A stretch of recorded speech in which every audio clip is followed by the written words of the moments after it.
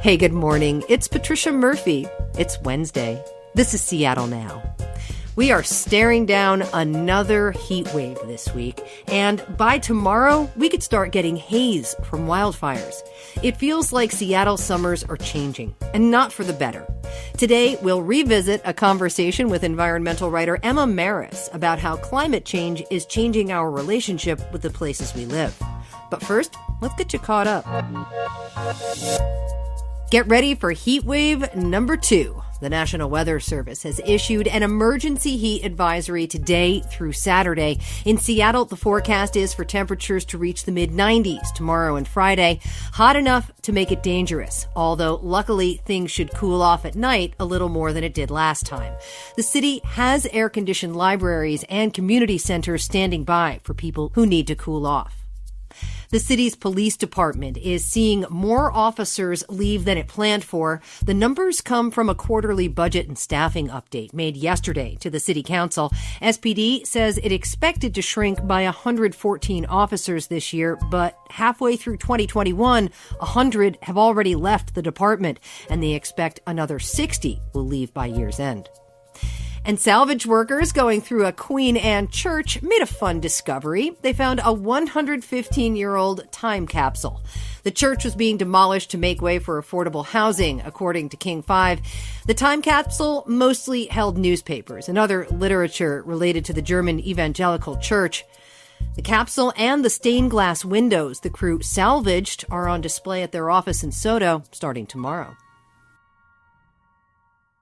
Get your box fans out. The heat is back. Not as hot as the 108-degree stuff we experienced in June, but still. Tomorrow, we may also see some of the smoke we've managed to avoid so far this summer. And if all that is making your heart sink, I am with you. Climate change is changing summer here and all across the West Coast. Emma Maris wrote about this during the catastrophic wildfires last summer. She's an environmental writer, originally from Seattle, now living in Oregon. I talked to her last year about what's different now about wildfires and smoke.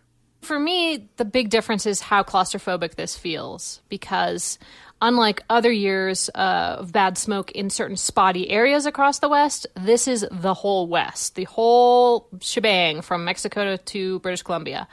So there's nowhere to go to escape this. And even if we did want to bolt and head somewhere with a green air quality dot on the map, there's a pandemic on. So traveling is much riskier and much more difficult than it would normally be.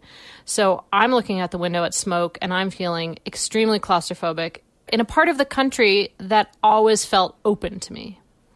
I agree. I moved out west from New Jersey, and one of the things that I moved out here for was because I felt like I was standing on the edge of everything, that it was just this amazing space filled with giant sky and green trees. And when I woke up and realized that the smoke was not going to be clearing out of here like they said it would, my heart literally, it sank. I felt my chest feel heavy. I completely agree that we feel trapped in this smoke. I wonder, did we miss warning signs? I mean, the big one here is climate change. You know, when it comes to how did a particular forest manage itself over the last few decades, that story is going to be different up and down the coast because there's many different types of forests. The east side, the west side have very different dynamics, different, species of trees, different management regimes. So in some places, I think there's definitely a conversation to be had about how the management has gone. But if there's one constant along the whole coast, every forest, it's climate change. In your piece, you wrote about what Western culture means to you and how you see it as distinct from other places in the U.S. Where is the distinction? Well, there's a lot of the sort of mythos of the West that's really problematic. A lot of it comes from settler colonialist ideas that this was a big empty place that white people were showing up into. So there's a lot to critique and push back against there. But there is one part of the sort of Western mythology that I have always clung to, and that is the notion that there's space out here. I mean, if you look at a map of public lands, for example, we just have much more public land than we can access than in the East. And we just have much lower population density. There is a culture of being able to escape. Getting in the car and going is a way to cope in the West. And it's just not happening right now. And yet our dependence on car culture is part of the problem that we have here. Yes, that's true. I mean, this is a crisis that's been, like any complicated crisis, it's got a lot of different causes. But climate change is the big one, the one that I'm focused on as an environmental journalist. And yes, me driving around as a teenager all over the West contributed to climate change. But honestly, my message for people is to really set that sort of personal guilt aside and take a look at the sort of bigger systemic organization of our country and policies at the state, federal level. Those are the things that are going to make a really big difference in turning this around, not necessarily us taking fewer road trips. Ultimately, what I'm going to try to do with my anger, I have a lot of anger. It's kind of running through my veins right now. I can sometimes even feel it sort of sizzle, like my blood is sizzling. And my goal is to really use that anger to do productive action to make things better rather than just let it eat me up. Yeah. You are from Seattle. You're living in Oregon now, and you're watching your states burn. Yeah. It must be very difficult. You are one of the people who can actually see this differently than just, somebody like who's not familiar with climate, who doesn't study the environment. You can see so much more deeply into this. It must be so frustrating. Well, and it's really hit home. I mean, as a sort of private person, I am on the board of an organization called Rogue Climate, which is a climate activist group here in Southern Oregon, and their offices burned to the ground. They're totally gone. So, this is not super abstract to me at the moment. It's feeling pretty present. I can smell it. I can taste it in my throat, and I can see it in the pictures of this building that I spent so much time in just being rubble. Is there anything right now that's giving you hope? Is there anything you're particularly holding on to as a point of control that you can have in this situation? I think that our society has often given us this illusion of more control than we really have. In a world where you can buy something off the internet, it shows up 24 hours later, stream whatever movie you want. It's not like the old days where you have to wait for it to come onto the television. I feel like we have this sense of control that's exaggerated, and this is a really humbling experience for a lot of us to really realize I don't have control about whether I can let my kids play outside or go outside myself. I don't have control about where I can be in the region. So little things like, okay, I'm going to make some tasty dinner tonight for myself, for my family, and we're going to have a good time with that. And then tomorrow I'm going to say, okay, what can I do for Rogue Climate, or what can I do for my local candidate for city council to help them get elected, to make sure that they can push things in the right direction. For me, my therapy really is 75% action and 25%, ice cream, Korean dramas on television, those kinds of things.